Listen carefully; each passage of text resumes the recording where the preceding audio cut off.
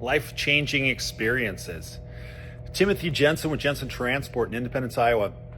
So one thing that comes to mind on a Saturday morning is life-changing experiences. What does that look like? What does it take to even have a life-changing experience? What do you have to give up or gain to even have a possibility of doing that? Honestly, for a life-changing experience, you've got to leave so much behind. You have to sacrifice. You have to give up something in order for your life to change. Why is that? Because if your life is the same today, but then you change it, that means something in your life is not the same.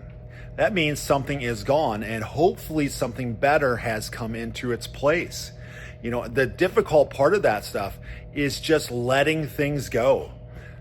Giving up on opportunities, giving up on things that you have used enough that you do not need to be an expert in. You've gotten to the next level. I don't need to learn how to dig a deeper well.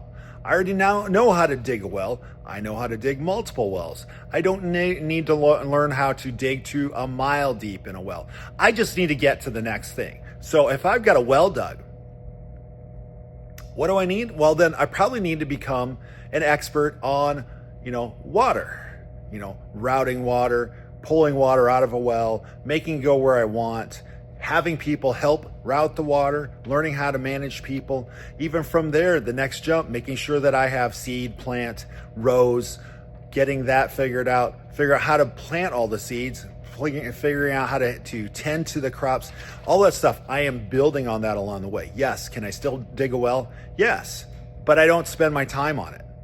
I think that's part of getting better and building that process is you really do have to work on that to leave things behind. How do you get better? You have to leave some of that behind. You'll never lose it. You may get a little rusty, but you're not going to leave it behind. Even like the stuff that you surround you with. There's a lot of times you're like, well, I know my next step was this. I have spent money on it. That's why I feel like I need to finish it. There's so many, let's call it tasks or things that you would want to do with your life or trips or whatever. A lot of that stuff, it was time of place, It's the thing that I was interested at the time in that place, but it's no longer valuable to me. You got to let that go too. You got to move on. You got to be willing to let that stuff fall and slide away. Otherwise, you don't have the ability to reach up and grab and pull yourself up to what you should be at. And that's difficult to do.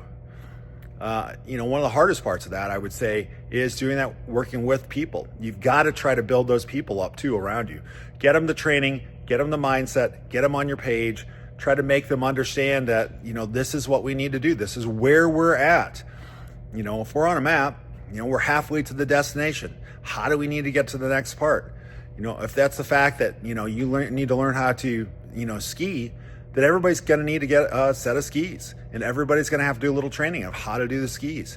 Some people, they never will. They're like, well, I'll just put them on the day I need them. Okay, well, you'll be at the end of the pack then, if you make it. Same thing, you've just got to keep continually, let's not say innovating, that's kind of boring, surprisingly. But you have to continue to strive and work towards that. It's a daily process. It's not a weekly process or a monthly process. It's a daily process. For me, time goes by so quickly, it's insane. I don't have enough time in the day to do what I need to do.